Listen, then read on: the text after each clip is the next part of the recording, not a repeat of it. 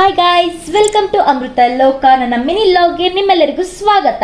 ಇವತ್ತು ನಾವು ಹೊಂಟೀವಿ ಮುಂದ್ಗೋಡ್ನಲ್ಲಿರುವ ಟಿಬೆಟಿಯನ್ ಕ್ಯಾಂಪ್ಗೆ. ಇದು ನೋಡ್ರಿ ಹೆಂಗೈತಿ, ಸೇಮ್ ನಾವು ಕರ್ನಾಟಕದಾಗ ಟಿಬೆಟಿಯನ್ಗೆ ಹೋದಷ್ಟ ಅನುಭವ ಕೊಡೋ ಜಾಗ ನೋಡ್ರಿ. ನೀವೇ ನೋಡ್ರಿ ಇದನ್ನು ಎಷ್ಟು ಮಸ್ತ್ ಕಾಣತೈತಿ ಅಂತೇಳಿ ನಾವು ಬೈಕ್ ಮೇಲೆ ಈ ಜಾಗನ ಎಕ್ಸ್ಪ್ಲೋರ್ ಮಾಡಕ್ಕೆ ಹೋಗಿದ್ವಿ.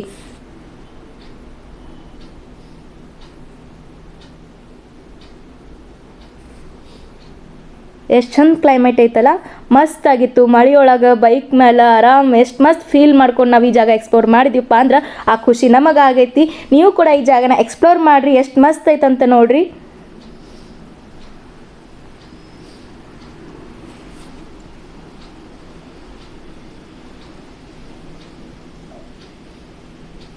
ಎಷ್ಟು ಕ್ಲೀನಾಗೆ ಎಷ್ಟು ಮಸ್ತಾಗೆ ಎಲ್ಲ ಮೇಂಟೈನ್ ಮಾಡಿದ್ದಾರೆ ನೋಡ್ರಿ.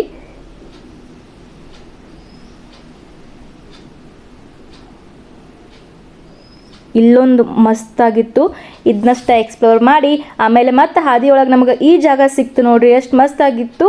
ಎಲ್ಲೋ ದೂರ ಹೋಗಿ ಸಮುದ್ರ ನಡು ನಿತ್ತಂಗೆ ಫೀಲ್ ಆಗಿಬಿಟ್ಟಿತ್ತು. ಹಿಂಗೆ ಹೋಗಿ ಸ್ವಲ್ಪ ಫೀಲ್ ಮಾಡ್ಕೊಂಡು ಫೋಟೋಸ್ ತೊಗೊಂಡು ವಾಪಸ್ ಬಂದೆ.